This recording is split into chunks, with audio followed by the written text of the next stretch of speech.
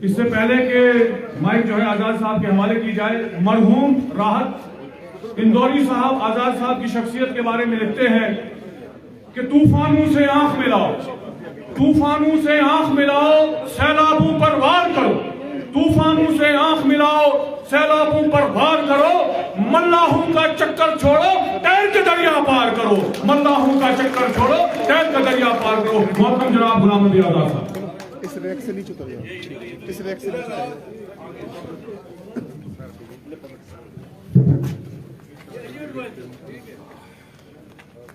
Rack से नीचे उतर जाओ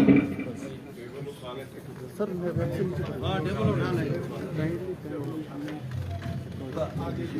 थोड़ा इसको निकालेंगे बस ना, माशाल्लाह।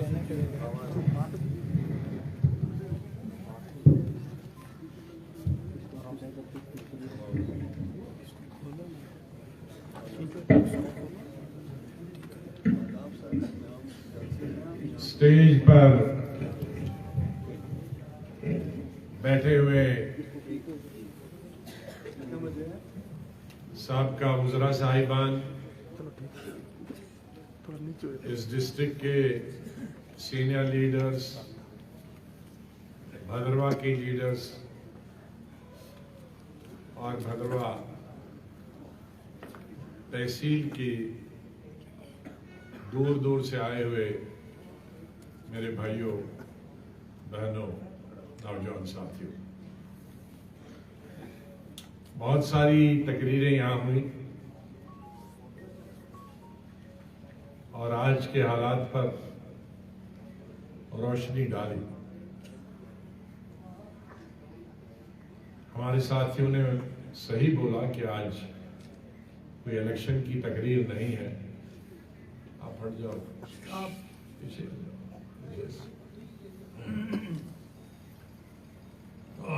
इलेक्शन की तकरीर नहीं है। इलेक्शन के बारे में कोई अभी तय हो नहीं पाया और कुछ महीनों तक तो सर्दियों में इलेक्शन होना नामुमकिन है, लेकिन जरूर सर्दियां खत्म होने के बाद हम मरकजी सरकार पे दबाव डाल रहे हैं और डालेंगे भी कि सर्दियां खत्म होने के बाद फौरी तौर पर इलेक्शन हमारी रियासत में होने चाहिए।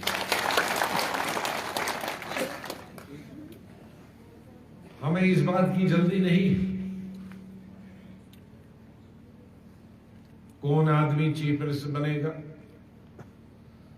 किस पार्टी का चीफ मिनिस्टर बनेगा, उसमें मुझे कोई दिलचस्पी नहीं।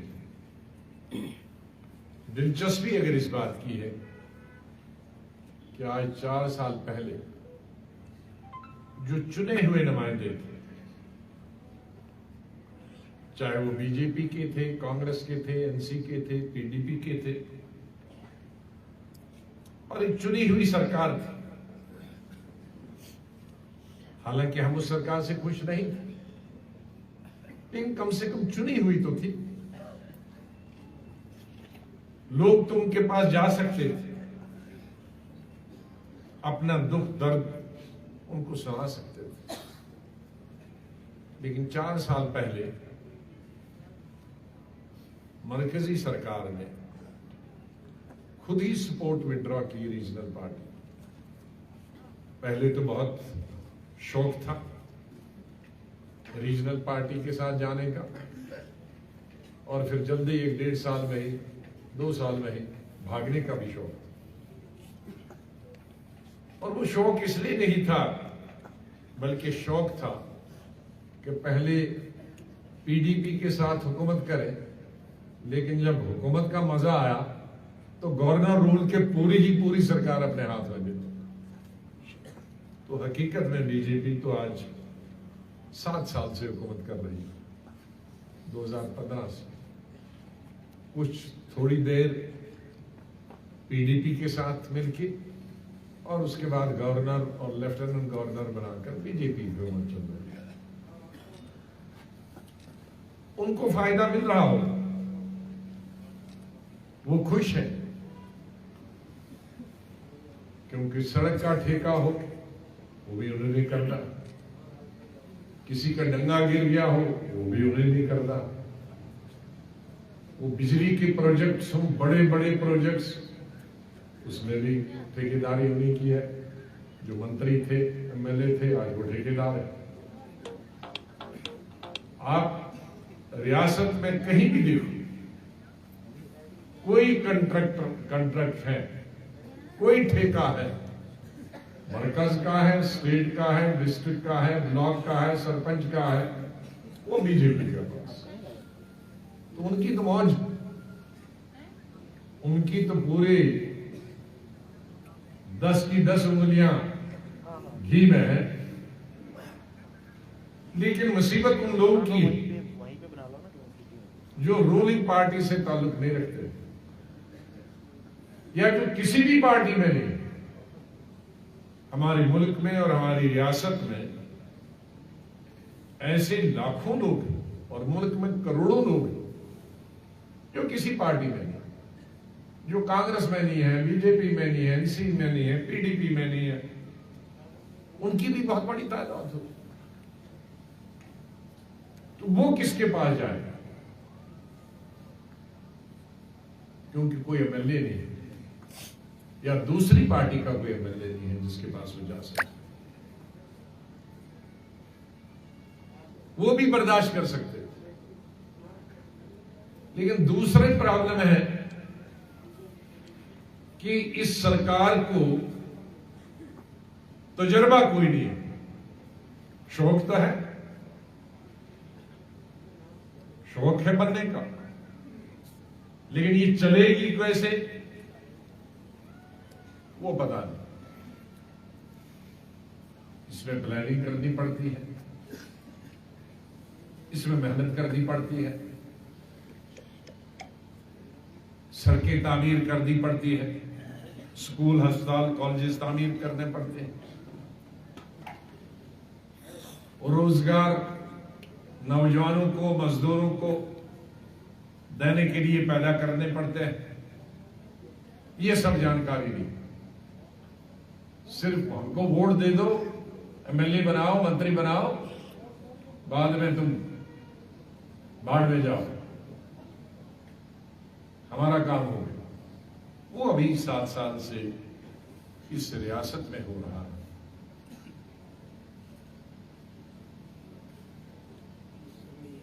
बड़ी पसमानगी है हमारी। जिला डोडा बहुत पसमानदा है, वैसे तो पूरी रियासत ही बहुत पसमानदा है। इस पसमानदगी को दूर करने के लिए 24 घंटे काम करना पड़ता। मुझे मालूम है जब मैं चीफ मिनिस्टर था, वैसे तो 40-45 साल में हुकूमत में रहा,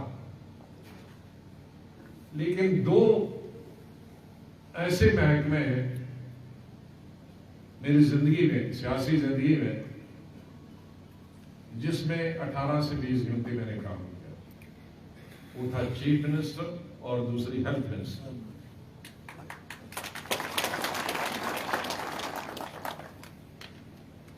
और चीफ मिनिस्टर में आपको यकीन नहीं आएगा, जो कि अब मेरी आदत बन गई है, क्योंकि मैंने डबल शिफ्ट और ट्रिपल शिफ्ट शुरू किया था बहुत सारे काम। डबल शिफ्ट का मतलब है एक मजदूर, जो हमारे देसी भाई जड़े नहीं समझते, एक शिफ्ट हुआ 8 घंटे कानूनन मजदूर को काम करना। डबल शिफ्ट हुआ कि 8 घंटे एक मजदूर करें टीम, फिर 8 घंटे दूसरे मजदूर जिनके पास काम हो, उसको डबल शिफ्ट बोलते हैं। ट्रिपल शिफ्ट बोलते हैं कि 24 घंटे काम चले, 8 8 8 8 3 24 रात दिन।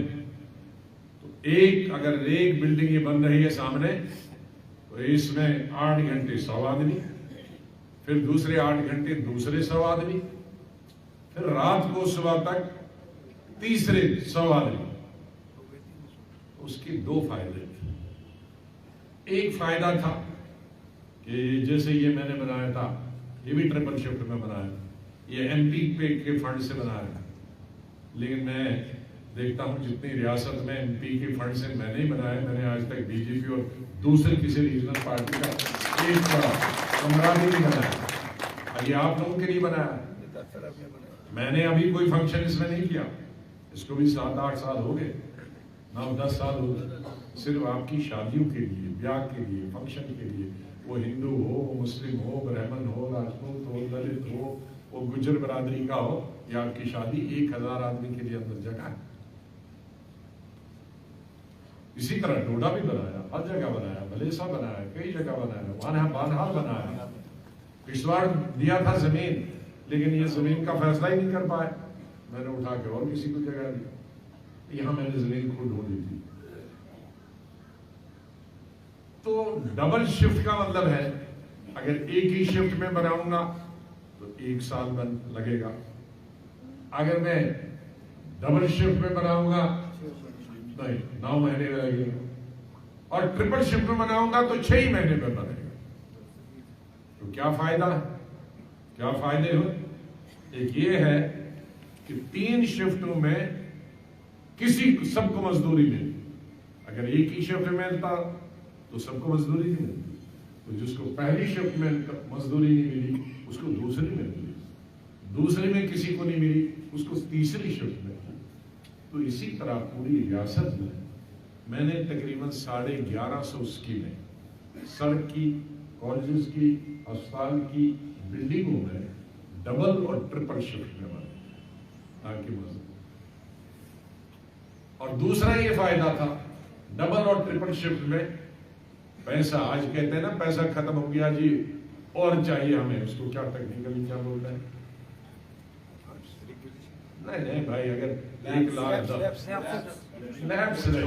अगर 1 करोड़ बनना है तो आप 10 साल बनाओगे तो 1 करोड़ का 3 करोड़ कास्ट ओवरहेड हो जाती, पैसा बढ़ जाता। तो मैं आपको यकीन नहीं होगा, और शायद मीडिया के लिए कहूं, मेरी कास्ट ओवरहेड 1 में नहीं गई, बल्कि 25 से 30% मैंने सब में बचा सेविंग।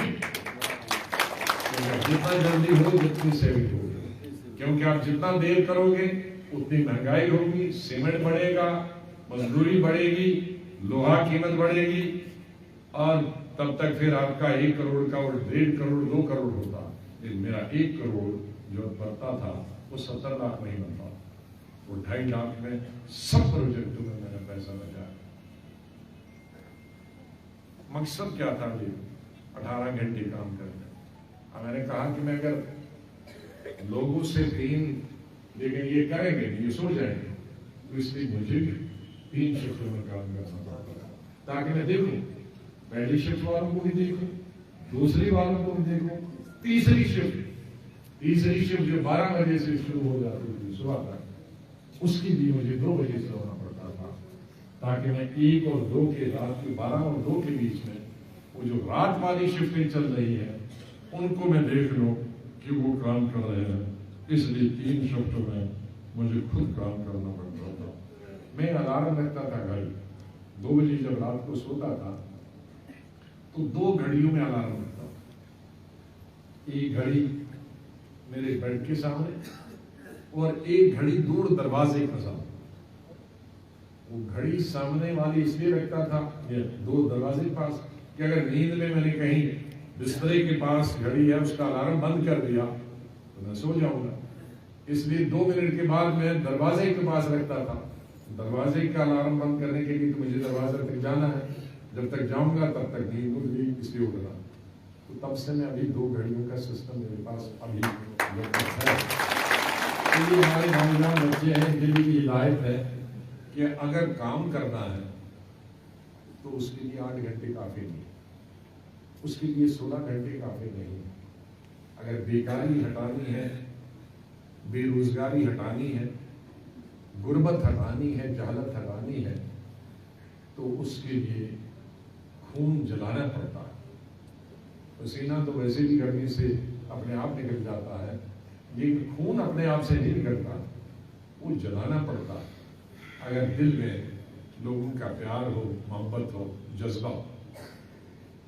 लेकिन मुझे खुशी इस बात की है कि स्टेट के लोगों को याद है, जितनी जिन्हें हमारे साथियों ने जिक्र किया, मैंने एक बात जो मैं भद्रवाह के लोगों को बताना चाहता हूं, मैंने कभी भी अपनी सियासत शुरू से कभी तमीज नहीं की है। कभी ये हिंदू है या मुसलमान है, ये राजपूत है या ब्राह्मण है या दलित, मेरे लिए सब इंसान। अल्लाह ने, भगवान ने हमको सबको इंसान बनाया, और जो इंसान और इंसान के बीच में बाधा डाले वो शैतान। पता नहीं हमारे हिंदू धर्म में शैतान किसको कहते हैं, लेकिन इस्लाम में नहीं, शैतान का एक अलग कंसेप्ट, रावण नहीं, राक्षस भी नहीं, लेकिन इस्लाम में है कि जो भी आप अच्छा काम करो और करते करते नियत तुम्हारी बदल गई कि मैं कोई बुरा करूंगा, उसका मतलब शैतान बीच में आ गया। लेकिन आदमी को इतनी ताकत होनी चाहिए शैतान को बाहर निकालने। तो जो अल्लाह ने है, भगवान है, उसने हमको सबको इंसान बनाया, लेकिन बीच में शैतान आ जाता। वो कहता नहीं ये इंसान नहीं है, ये हिंदू, अरे ये इंसान नहीं है, ये मुसलमान, अरे ये कश्मीरी है, ये गुज्जर है, ये बकरवाल है, ये ब्राह्मण है, ये राजपूत। तो हमको रास्ते से भटका देते हैं। ब्राह्मण राजपूत बहुत अच्छी बात है, ये हजारों सालों से चल रहे हैं, उसके हम खिलाफ नहीं, लेकिन बुनियादी इंसान तो हम एक है। अगर भगवान ने, अगर अल्लाह ने हमको इंसान नहीं बनाया होता तो मेरा खून जो है लाल होता, ये हमारे जुगल किशोर जी, इनका सफेद होता दूध की तरह। ये दूसरे हमारे दलित भाई हैं यहां बैठे, इसका दही में की तरह होता, चौथे उसका लस्सी की तरह होता, लेकिन नहीं है, एक ही जैसा बनाया। अब जब अस्पताल जाते हैं, जरा ऑपरेशन किस किस के घर में हुआ है, जरा हाथ खड़े करें, या खुद का हुआ या घर में हुआ, हाथ खड़े करो। अरे इतने सेहतमंद हैं, आपके हुआ ही। अब मेरे पास ही बहुत आते हैं ऑपरेशन कराने वाले। तो जब आपका ऑपरेशन होता है, मुझे एक आदमी बताओ जो राजपूत होगा, उसने कहा होगा कि नहीं मुझे राजपूत का ही खून चाहिए। बताया है किसी ने? किसी ब्राह्मण ने बताया कि मुझे ब्राह्मण का ही खून चाहिए? किसी मुसलमान ने बताया है? किसी मौलवी ने बताया है कि नहीं मुझे मौलवी का ही खून चाहिए, मुसलमान का ही चाहिए, नमाज पढ़ने वाले का खून चाहिए? किसी पुजारी ने बताया मेरे को पुजारी का ही खून होना चाहिए, ब्राह्मण का नहीं बताया। तो उसका मतलब है भगवान ने, अल्लाह ने, राम ने, रहीम ने हमको एक इंसान बनाया है कि जब वो मरने लगे, उसको खून की जरूरत है, तो किसी का भी खून उसको इंसान का लगेगा, गाय भैंस बकरी का नहीं लगेगा, इंसान का लगेगा। तो उसका मतलब है कि इंसान एक है, भगवान का। अब हम कहते हैं 7 आसमान भगवान में है, तो 7 जो खुदा चांद बना सकता है, तारे बना सकता है, सूरज बना सकता है, समंदर बना सकता है, उसने हिंदू के लिए एक आसमान क्यों नहीं रखा, मुसलमानों के लिए क्यों नहीं रखा, सिखों के लिए दूसरा आसमान क्यों नहीं रखा? रख सकता था ना, है? और 7 ही आसमान क्या, वो 700 आसमान बना सकता था, है? और बना सकता। फिर हम अलग कास्ट के लिए भी एक एक आसमान बना सकता, उनके लिए अलग अलग सूरज भी बना सकता। उसका मतलब है अगर आप इंसानियत में जाओ तो उसका मतलब है कि वो बनाने वाले ने हमको एक बनाया है, ये बांटने के लिए हम अपनी राजनीति करते, अपनी दुकान चलाने के लिए। मैं ये क्यों कह रहा हूं कि मैं इस दुकान का खरीदार नहीं, मैं इस दुकान पे भरोसा नहीं करता, धर्म पे भरोसा करता हूं। मेरा धर्म, आपका धर्म, ठीक है, पूजा पाठ करो, लेकिन इंसान को, अगर मुसलमान को 3 वक्त की रोटी जरूरत है, तो हिंदू को भी 3 वक्त की रोटी की जरूरत है। मेरे पास अगर बदन में कपड़े हैं मुसलमान होकर, तो जुगल किशोर जी को भी तो कपड़े की जरूरत है। जो ठंड इसको लगती है वही ठंड मुझे लगती है। तो मैं कहूंगा खाली मुझको इसको नहीं होनी चाहिए, तो उसका मतलब है आप भगवान के खिलाफ काम कर रहे हैं, अब अल्लाह के खिलाफ काम कर रहे हैं। आप इंसान नहीं है, फिर आप इंसान की तरह सोचते नहीं है। तो इसलिए हमारे साथी बहुत जोर देते हैं। मैंने कहा देखो भाई, आजकल मेरे मिजाज के हिसाब से हिंदुस्तान का मिजाज नहीं। आज तो ये हिंदू है, ये हिंदू हिंदू को वोट देगा, मुसलमान मुसलमान को देगा, और ब्राह्मण ब्राह्मण को देगा, राजपूत राजपूत। तो मैं जब इस कास्टिज्म और कम्युनिज्म में भरोसा नहीं करता हूं, तो मुझे तो इंसानों के वोट चाहिए, क्योंकि मैंने इंसानों के लिए काम करना है।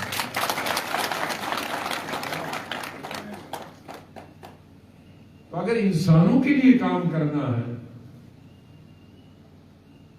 तो उसके लिए आंखें दोनों बराबर है। आज हमारे बहुत सारे लीडरों में, मैं किसी हिंदू या मुसलमानों में भी और हिंदू में भी, एक एक आंख चली गई और एक आंख वाला हुकूमत नहीं कर सकता। एक आंख वाला इंसाफ भी नहीं दे सकता, क्योंकि मेरी एक दाएं वाली होगी तो बाएं वाला मुझे दिखेगा, और बाएं वाली होगी तो दाएं वाला मुझे दिखेगा। तो लीडर जो है पार्टी, उसकी दोनों आंखें होनी चाहिए, दाएं बाएं सामने पीछे भी दिखना चाहिए। उसको गरीबी भी दिखनी चाहिए हर धर्म की, उसको हर मजहब की बेकारी बेरोजगारी भी दिखनी चाहिए, हर धर्म की लाचारी दिखनी चाहिए, हर धर्म के रहने वाले को घर है कि नहीं, बिजली है कि नहीं, पानी है कि नहीं, सड़क है कि नहीं, डॉक्टर है कि नहीं, अस्पताल है कि नहीं, टीचर है कि नहीं। और अगर उस लीडर में, उस पार्टी में ये एहसास नहीं है, तो उसको राजनीति में नहीं आना चाहिए।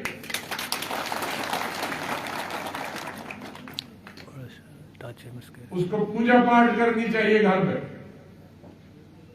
अल्लाह अल्लाह राम राम।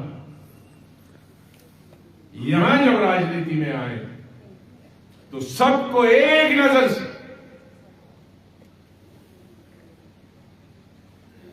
जैसे आंखें हमें अपनी दो प्यारी,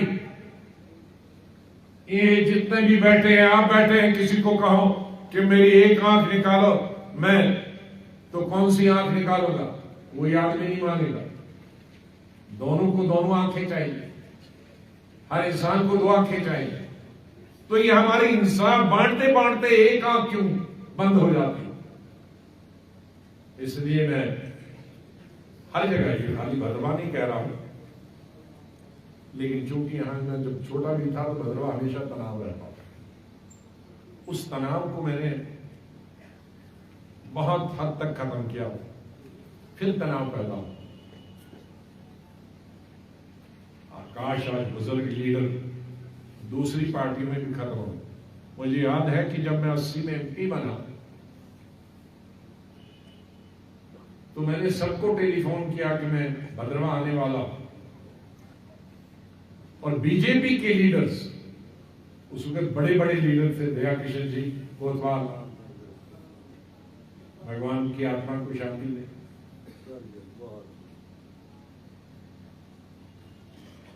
कृपाराम जी जिनकी दुकान भी थी, हमारे ये मसनाथ योगी जी, इनकी जब मैं कॉलेज में यहां पढ़ता था तो बड़ी तकरीरें धुआंधार सुनता था। शेख रहमान साहब भी, वो भी ताहयात है, मसनाथ जी भी ताहयात।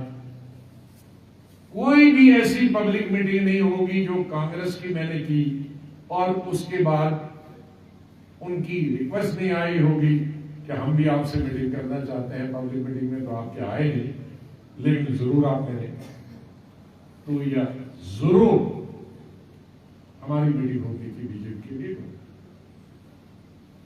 और अभी भी मसनाथ योगी जी अभी भी, और मनहाज साहब हमारे दया किशन जी, उनके मरने तक जब मैं मरा तो मैं ही हॉस्पिटल में उनके साथ दिल्ली, और उनकी बॉडी भी गई हुई। तो ये ताल्लुकात थे, राजनीतिक अलग थे, लेकिन इंसानियत में कोई फर्क नहीं। मिलना आना, घर जाना, एक दूसरे, इसमें कोई फर्क नहीं। आज तो ऐसा चलता है, कोई जैसे बिच्छू से डरे, कोई सांप से डरे, एक दूसरी पार्टी से। अरे इंसान हो भाई, एक ही जगह के हो, ठीक है, वोट तुम अपने तरीके से मांगो, लेकिन धर्म के नाम पर मत मांगो। ये जो धर्म की मांगचाही है, चाहे वो हिंदू भाई हो या मुसलमान हो, इस्लाम की और हिंदू धर्म के नाम पे या सिख धर्म के वोट मांगोगे तो देश बर्बाद होगा, तबाह होगा। क्योंकि देश सभी का, ये मुल्क सभी का, इसी में हम लोग रहते हैं, एक किस्म का खाना खाते हैं, एक ही चश्मे का, एक ही दरिया का, एक ही नलके का पानी पीते हैं, एक ही जमीन में खत्म हो जाता है।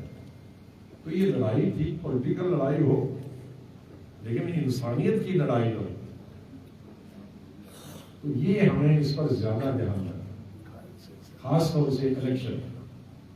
अब आप चुनते जाओ लोग धर्म के नाम पर, लेकिन फिर रोते क्यों हो? ये तो नहीं है ना, फिर रोना नहीं चाहिए। ठीक है, मुसलमान अपना बनाए, हिंदू अपना बनाए, और फिर ढूंढते जाए तार से उनको कहा, तो ऐसे में खुश रहो जी, अपना हिंदू बन गया, अपना मुसलमान बन गया, अपना ब्राह्मण बन गया, अपना राजपूत बन गया, अपना मौलवी बन गया, अपना शिया बन गया, अपना सुन्नी बन गया। नहीं, ये धर्म का काम है, पुजारी साहब का काम है मंदिर में, और इमाम साहब का नाम मस्जिद में। ये राजनीति में, राजनीति में हम सब एक, कोई धर्म नहीं, कुछ नहीं, कोई जात नहीं, कोई बात नहीं। अब ये छोटी बच्ची हमारी, अभी कश्मीरी तो नहीं है, 2-3 चुन के आई है, मैं हर जगह कहता हूं उनको पता चलाता हूं, भाई तुम्हारा आबादी गुजर भाई हमारी पसमानदा लाखों सालों से रही है।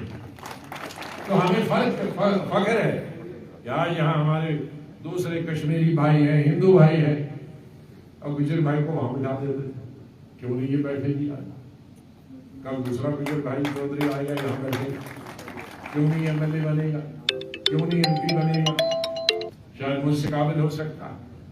तो इसलिए हमें इंसानों की कदर करनी चाहिए।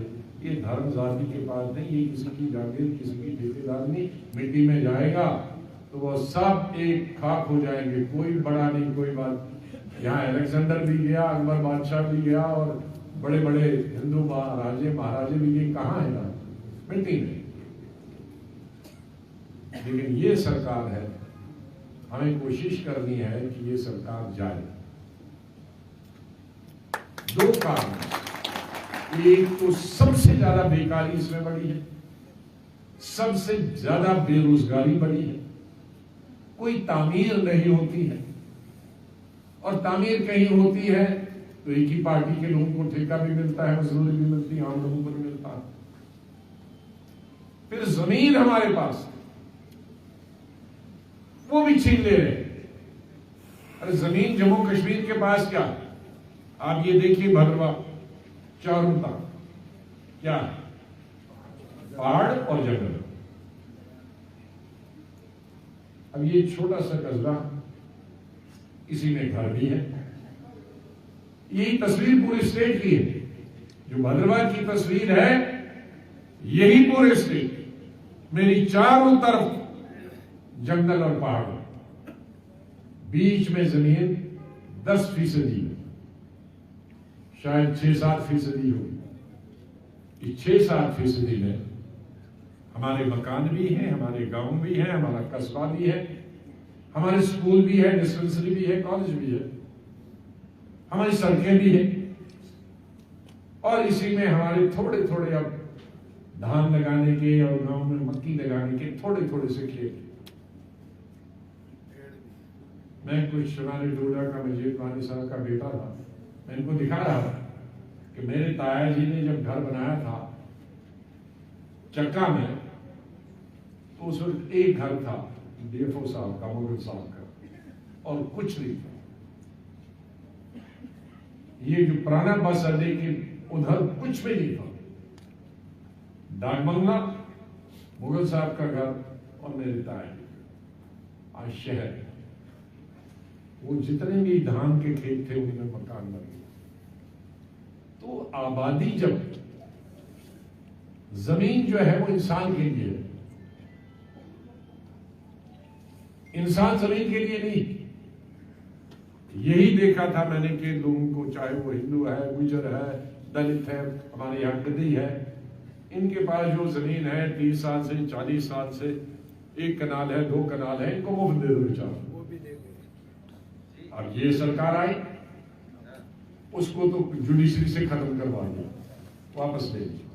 चलो वो वापस ली, आपको कानून हमारा पसंद नहीं आया, लेकिन अब किसी पे घास चराई थी वो भी वापस ली, शामलाट था वो पिसलाया, खालसा था वो भी लाख दिया।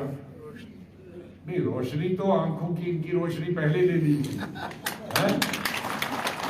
अब सिर्फ कपड़े बचे हैं, ये अपने इसके बचा के पकड़ के रखना, क्योंकि रोजगार भी लिया, काम भी लिया, काम भी ली और जमीन भी ली। अब कपड़े बचे हैं, अगली बारी कपड़े उनकी आएगी, ये भी दे दो हमें। अब बिजली भी गई, पानी भी नहीं है। शर्म आती है जम्मू कश्मीर में कोई ये कहेगा कि पानी नहीं है। ये तो जम्मू कश्मीर तो पानी ही पानी है, या दरिया है या झरना है, और यहां पानी नहीं, क्योंकि रूलिंग गवर्नमेंट का पानी आंखों में नहीं, उनको दिखता नहीं। बिजली के प्रोजेक्ट पूरे हिंदुस्तान में नहीं, यहां से है, और चला करे अंधेरा, और खुद को बिजली नहीं। मुझे क्यों नहीं आना पड़ा, मैं जहां आने वाला था रात को, क्योंकि बिजली नहीं। नहीं आई थी, लेकिन वो कहते हैं आई भी और गई, आई गई, आई गई। तो इस -2 डिग्री में आई गई, तो तब तक मैं ही आया गया हूं। तो इसलिए मैंने कहा नहीं, डोडा ही रात को रहो, बस तो जाइए, कम से कम मीटिंग तो अटेंड करेंगे। तो ये तो हाल है। आज से 50 साल पहले में जब यहाँ कॉलेज में पढ़ता था, तो छोटा सा सत्तेंगल का प्रोजेक्ट था, लेकिन पूरे शहर को बिजली मिलती थी। आज इतने बड़े बड़े प्रोजेक्ट हैं, आज बिजली नहीं, क्योंकि पता नहीं है इनको क्या करना है। कुर्सी पे तो बैठ गए, लेकिन कुर्सी पे बैठ के क्या करना है ये मालूम नहीं। हमारे वक्त में भी बिजली की किल्लत होती थी, लेकिन 1 घंटे में साफ होता था। स्ट्राइक होती थी, आधे घंटे में उसका फैसला होता। और मैं खुद मीटिंग लेता था, मैं पीडब्ल्यूडी मिनिस्टर, ये इलेक्ट्रिक मिनिस्टर, पावर मिनिस्टर तक नहीं रखता। तो ये हालत है। मैं अभी में परसों मेरे पास डोगरा साहब की पुरानी काउंसिल से हीरानगर का डेलीगेशन मिला। अभी मैं जा रहा हूं। उस गांव में एक गुज्जर भाई है, बाकी राजपूत, ब्राह्मण और दलित। और 1947 में बॉर्डर के पास है हीरानगर, उनको जमीन दी गई है वहां बसाने को। शायद उस तरफ थे, इस तरफ दी, वो जमीन ले ली आज 47 में। ये है स्टेट लैंड है सर, ये स्टेट लैंड। तो अब 47 बंटवारे के बाद वो इतना शौक है तो बाहर जाके ले लो ना सारी स्टेट लैंड पड़ी हो, यहाँ इनके पीछे क्यों नहीं पड़े? पहाड़ भी खाली करा रहे। नहीं पहाड़ की बात करता पहाड़ वाली खाली यहाँ बहुत पड़ी है कई किलोमीटर में। हिम्मत जरा वहां दिखाओ ना, दाओ यहाँ बेचारे दलित और राजपूत और ब्राह्मण के पीछे पड़े हो कि भाई 47 की जमीन है, ये वापस ले दो। नहीं, हमारा तो इधर डोडा बोडा तो सब साफ कर दिया जमीन, ये कुछ नहीं है। ये अभी पदरी से लेकर और आप कहां तक आना है, अभी यहाँ बैठना है, दरिया ही नहीं, खेत में ही बैठना है, कहीं जाना नहीं, बकरी भी नहीं लेना, भैंस नहीं लेना, खेत जंगल। तो सोच नहीं, मैंने इसका जिक्र कई जगह किया कि भाई आजादी के वक्त हमारा जो मुल्क था 30-32 करोड़ था, आजादी के आज 130 करोड़ है, 5 गुना बढ़ गया। हमारी स्टेट की आबादी 30 करोड़ थी, आज 150 करोड़ है, 130 करोड़ बढ़ गई। कोई इस गवर्नमेंट ने, इस सरकार ने कोई हवा में बनाया है 130 करोड़ लोगों के लिए बैठने का इंतजाम? ये बढ़ेंगे तो जंगल की जमीन जाएंगे, सरकारी जमीन पे जाएंगे, शमनाट पे जाएंगे, ढाई चरही पे जाएंगे, क्योंकि आसमान पे तो कोई तहखाने नहीं है रखने के। इनकी समझ में नहीं। अरे आप अब 47 में इतनी जमीन पे रह सकते थे तो आज क्यों नहीं रह सकते? अरे खुदा के बंदो, उसके बाद 100 करोड़ आबादी देश की बढ़ी है और 130 लाख स्टेट की बढ़ी है, तो इसको तो बढ़ना है। और जमीन कम हुई, हर जमीन, एक सड़क जो पगडंडी थी उसकी 8 लेन जमीन बन गई, 6 लेन जमीन बन गई, 4 लेन जमीन बन गई, इंडस्ट्रियां बन गई, स्कूल बने, कॉलेज बने, अस्पताल बने। तो जमीन तो घटती जा रही है। तो अगर इसको हम जंगल में नहीं दें, इसको सरकारी जमीन में नहीं दें, तो इसको क्या करें इस इंसान? ये समझ में नहीं, इतना दिमाग नहीं।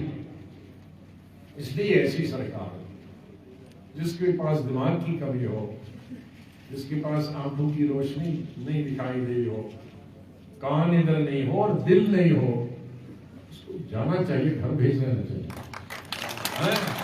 उसका धर्म, जात, मजहब कुछ भी हो, उसे पैक करो, घर भेज दो और अपने नुमाइंदे चुन के लाओ जो अच्छी तरह से देख लें, जिनका दिमाग भी बराबर चलता हो, दिल भी हो, सब लोग बराबर दिखाई दे, सब लोगों के साथ बराबर का सलूक करें,